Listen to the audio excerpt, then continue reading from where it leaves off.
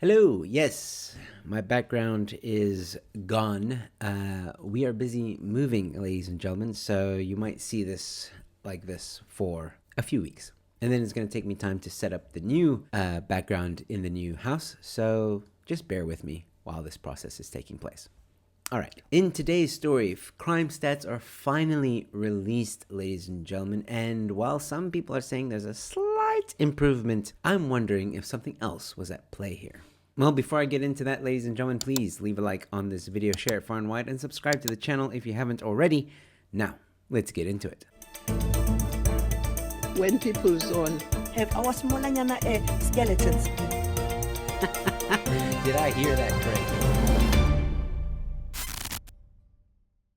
Hello, ladies and gentlemen. Welcome to Newsflash. I'm your host, Joe Emilio. Thanks for tuning in. Okay, so we finally got some recent information about the crime stats in South Africa. Today's crime stats showed that the bloodbath simply continued in the fourth quarter of last year and the first quarter of this year. The bloodbath continued in the first quarter of 2024 and 2025. For this period, 9,309 rapes were recorded, with 103 women being raped per day, which means at least 4 rapes occur every hour. Murder reached a total number of 6,198, which means 69 people are killed per day, and attempted murder cases reached a figure of 6,867, which amounts to 76 per day. For this period, 39,738 people were assaulted with the intent to inflict grievous bodily harm, or assault GBH, which amounts to 442 per day. The onslaught on women and children continues to be staggering. In quarter one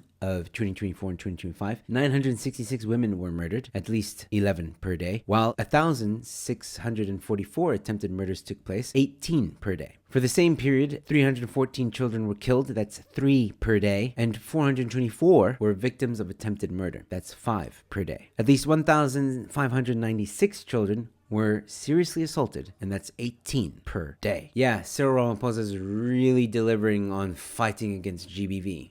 Not! The recent stats also show that 3 people are murdered per hour in South Africa. This is just unacceptable. It's ludicrous. We are literally living in a war zone, people. And yes, most of these crimes that are committed are concentrated in certain areas in South Africa, but my point here is that the government needs to make crime or fighting crime a priority. We really need to get a handle on it. It is really so unacceptable that every day there are so many South Africans that die like this. And until the government starts tackling the problem properly, South Africans should know and believe that these politicians in this country do not give a damn about the South African people. But here's where things get a little bit interesting. Action Society was deeply disappointed with the police's belated release of the latest crime statistics. In May, they completely neglected to release the statistics for the fourth quarter of 2023 and 2024, and speculations that the release fell too close to the national elections were confirmed today. This was clearly a political move right before a very important election, a blatant cover-up of Bheki Cele's failure to keep South Africans safe. Under his leadership, the police service was marred with political interference and incompetence, which rendered them ineffective and saw crime rates climb to unprecedented heights, with more than 80 people being killed on a daily basis. So the ANC tried to hide the crime stats just before the elections.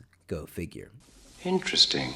And not that it did the ANC any good. I mean, the ANC still lost their majority in the recent elections, but who knows, maybe the ass-kicking would have been a bit more severe if the crime stats were released, and maybe that's what the ANC were fearing. I don't know. Maybe if the crime stats were released, they would have been punished even more at the voting stations. But let me know your thoughts in the comment section below, ladies and gentlemen, what you think about all this. Really like to hear from you. And while you're there, leave a like on this video, share it far and wide, and subscribe to the channel. I've got more content coming your way. And with all that being said, thank you for watching. Your Newsflash is in. You're telling me for 40 years I thought chocolate sauce was enough?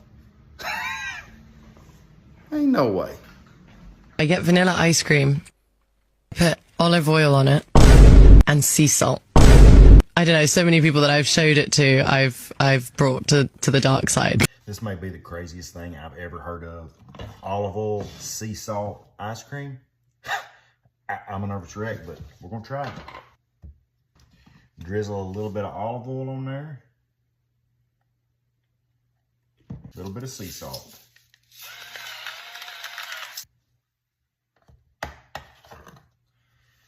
we go.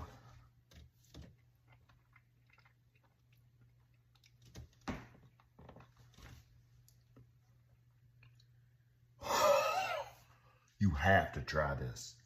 That's insane. I would have never in my life guessed that. That is so good. Try it, seriously.